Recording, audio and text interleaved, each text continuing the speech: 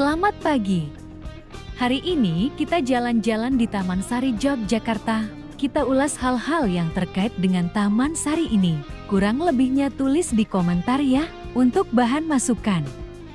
Gapura panggung dengan 2 naga di gerbangnya. Satu di sisi kiri dan satu di sisi kanan. Gapura panggung di Taman Sari, Yogyakarta ini dulunya merupakan gerbang belakang. Gerbang depan yang sebenarnya adalah gapura agung di sisi barat dengan relief bunga dan burung pada dindingnya yang cantik memesona. Namun ketika dibuka menjadi tempat wisata sejarah, gapura panggung inilah yang difungsikan sebagai gerbang masuk bagi para pengunjung. Sebelum masuk ke gapura panggung, Taman Sari dulunya adalah halaman berbentuk segi 8 yang dikelilingi tembok dan di dalamnya terdapat Gedong Sekawan. Gedong Sekawan terdiri dari 4 bangunan persegi panjang dengan atap limasan. Relief ular yang melilit tiang atau pilar pada pintu masuk Taman Sari, khususnya di Gapura Hagang Gapura Agung, memiliki makna filosofis yang mendalam. Ukiran ular di Gapura Hagen dipercaya melambangkan tahun pendirian Kompleks Taman Sari, yang jika diartikan dalam kalender Jawa adalah sekitar tahun ke-1691. Nama Candra Sengkalanya adalah Lajering Sekar Cina Beka Beksi, yang berarti tahun 1691 Jawa sekitar tahun 1765 Masehi. Kita memasuki area Gedong Sekawa. Gedong Sekawan yang berfungsi sebagai tempat peristirahatan keluarga raja. Gedong Sekawan terletak di halaman yang dikelilingi tembok segi 8 dan terhubung dengan Pasiraman Umbul Binangun melalui pintu gapura di sisi barat.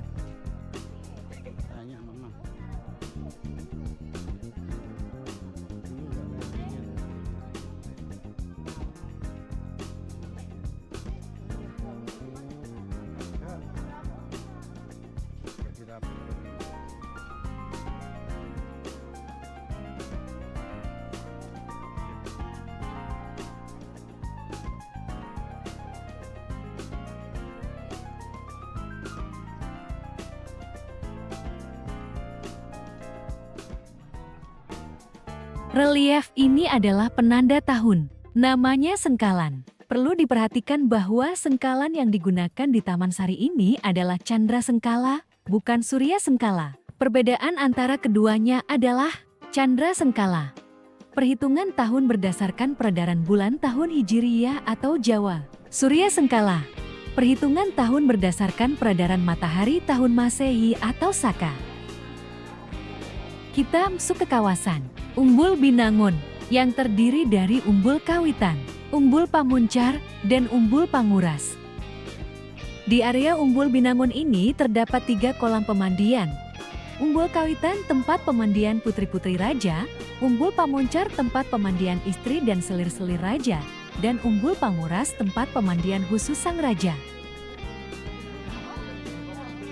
Sejarah Taman Sari atau Taman Sari dibangun pada tahun 1758 Masehi di sebelah barat Keraton Yogyakarta oleh Sultan Hamengkubuwono I sebagai bentuk penghargaan kepada permaisuri yang menderita selama Perang Giyanti, berfungsi ganda sebagai tempat rekreasi dan istirahat bagi keluarga raja sekaligus sebagai benteng pertahanan.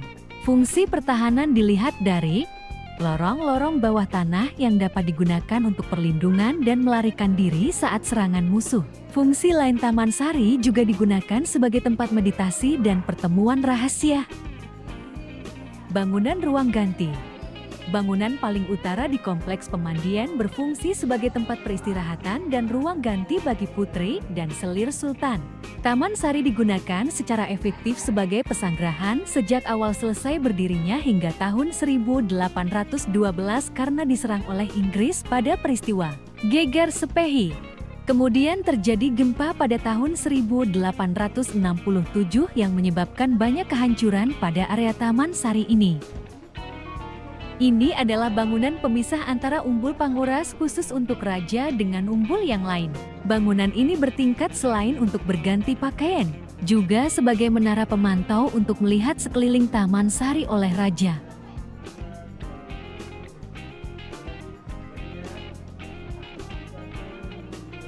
Kita memasuki area Umbul Panguras. Umbul Panguras juga menjadi tempat untuk meditasi dan relaksasi bagi raja.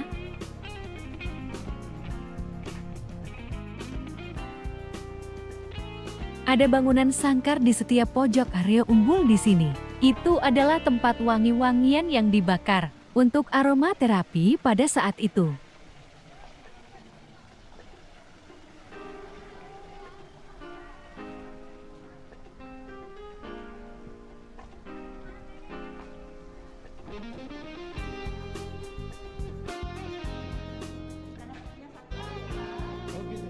Bangunan di sisi barat kompleks Umbul Binangun adalah Gapura Agung.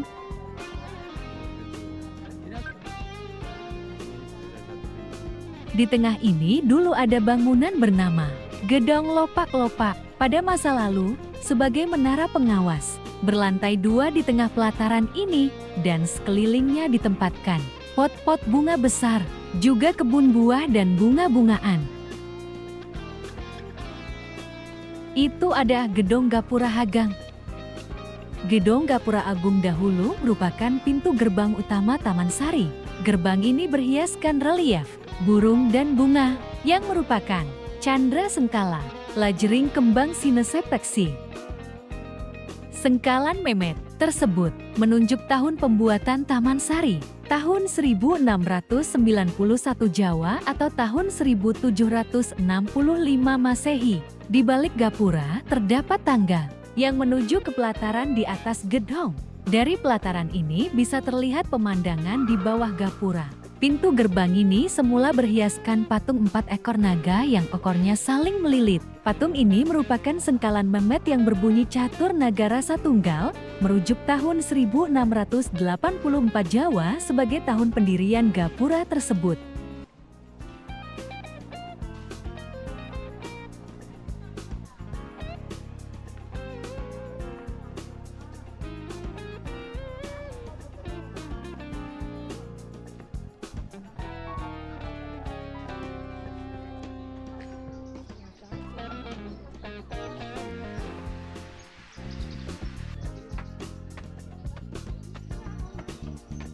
Kita coba naik ke atas Gapura Agang.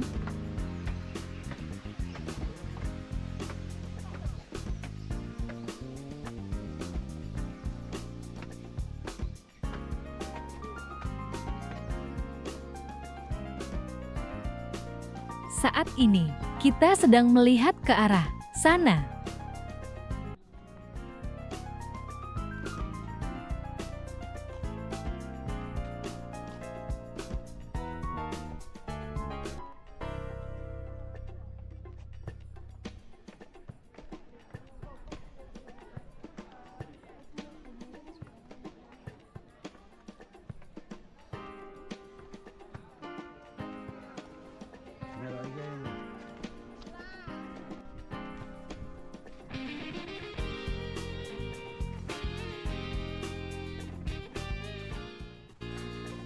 Ini adalah Gedong Carik, terletak di selatan Umbul Binangun.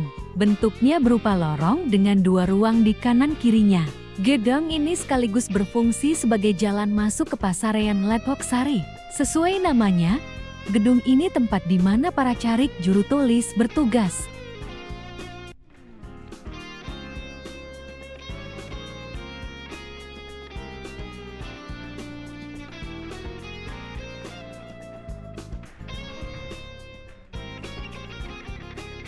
Dari Gedong Cari ini kalau ke kanan ada 2 tempat gedang Garjitawati dan Pasiraman Garjitawati. Fungsinya sebagai tempat pemandian para abdi dalam perempuan. Gedung ini kini hanya tersisa tembok bagian bawah saja. Sedang kalau ke kiri, ada Gedong Madaran di depan ini. Gedong Madaran, tempat ini berfungsi sebagai dapur, tempat memasak santapan untuk sultan dan keluarganya.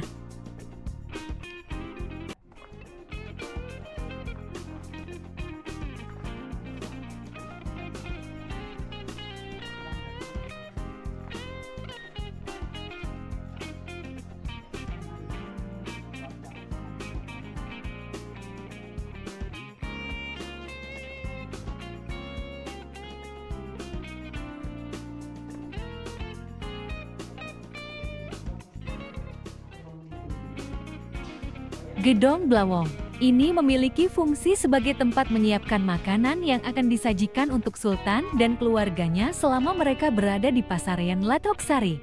Pasarean atau Pesanggerahan Ladhoksari adalah tempat di mana Sultan beristirahat. Ornamen di bangunan ini didominasi oleh ornamen gaya Eropa. Di dalam bangunan berbentuk U ini terdapat tempat tidur Sultan, yang di bawahnya terdapat aliran air.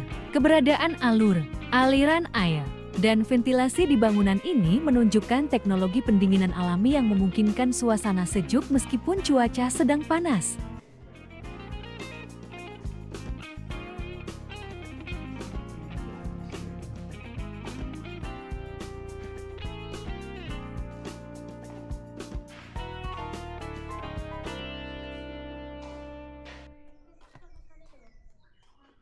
Gedong Madaran. Tempat ini berfungsi sebagai dapur, tempat memasak santapan untuk Sultan dan keluarganya.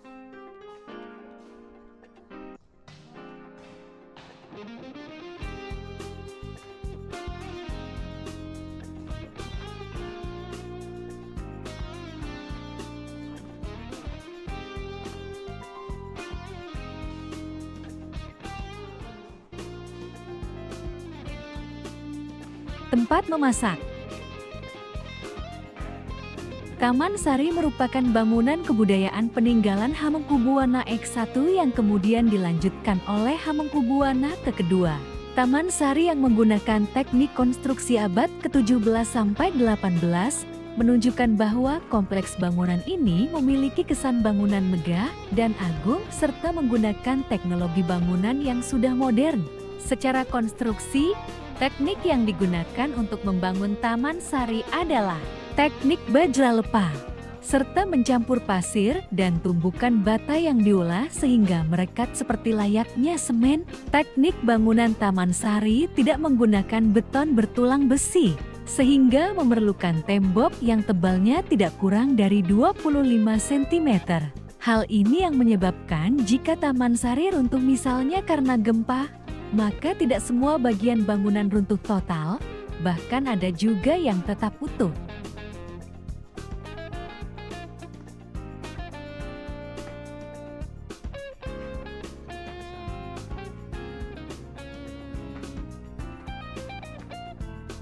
Ini adalah dinding kolam menuju ke Pulau Panambung.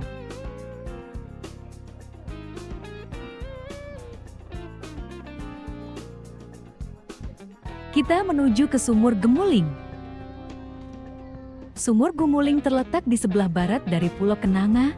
Dari luar tampak sebagai menara bulat di tengah air. Bangunan ini berfungsi sebagai masjid dan hanya bisa dicapai melalui terowongan bawah air atau disebut urung-urung. Terdapat 2 buah lantai yang masing-masing memiliki ceruk di dinding yang berfungsi sebagai mihrab, tempat imam memimpin ibadah. Di pusat bangunan ini terdapat 4 buah ondakan yang bertemu di tengah. Dari pertemuan ondakan ini terdapat lagi 1 tangga menuju lantai 2. Di bawah pertemuan inilah terdapat kolam kecil yang dulu dipergunakan untuk berwudu. Di tempat kita jalan saat ini, dulu adalah kolam air atau disebut segaran. Ini loh terowongan tadi yang bilang masuk dalam. Itu ditutup itu.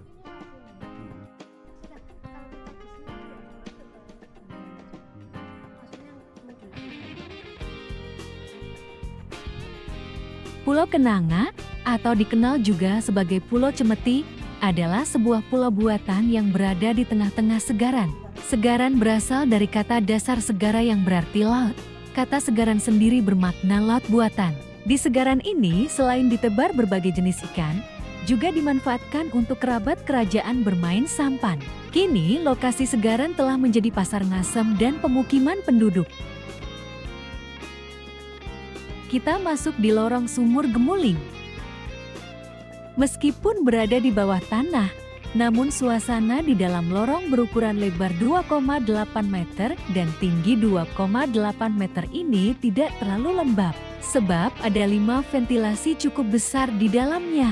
Sepanjang lorong terdapat beberapa tempat untuk bertapa, yang salah satunya khusus pertapaan raja. Namun pertapaan khusus ini ditutup jeruji besi dan belum pernah dibuka untuk umum. Sementara tempat pertapaan yang tidak ditutup kerap digunakan oleh pihak-pihak yang masih mempercayai budaya kejawen untuk meletakkan sesaji dan memanjatkan doa-doa.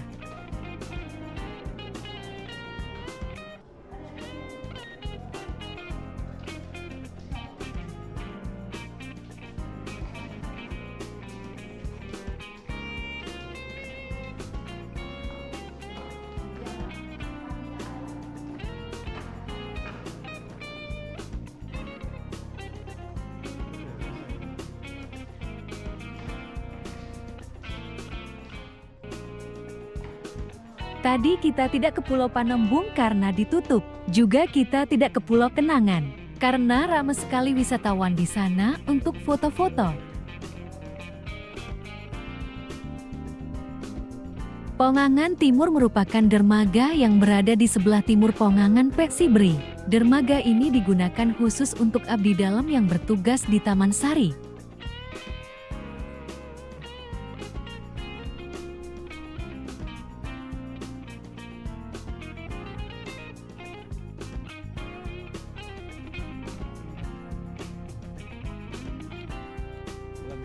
Ini adalah Pasar Taman Sari. Area ini dulunya adalah kolam segaran.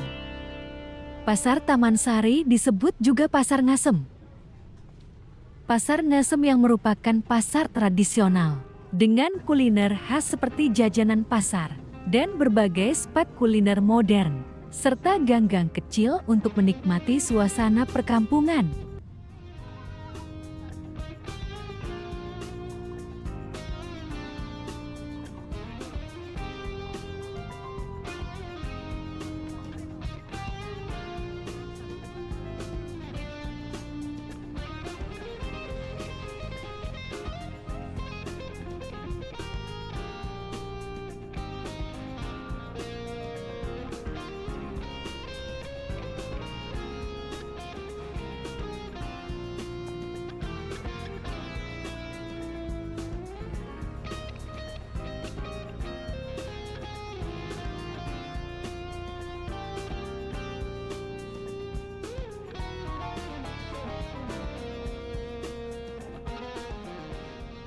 Hari ini, kita cukupkan sekian untuk ulasan tentang Taman Sari. Kalau ada yang berbeda, tolong diinfo ya, untuk bahan diskusi. Sebaiknya kalau ke sini, menggunakan Jade agar lebih detail informasinya.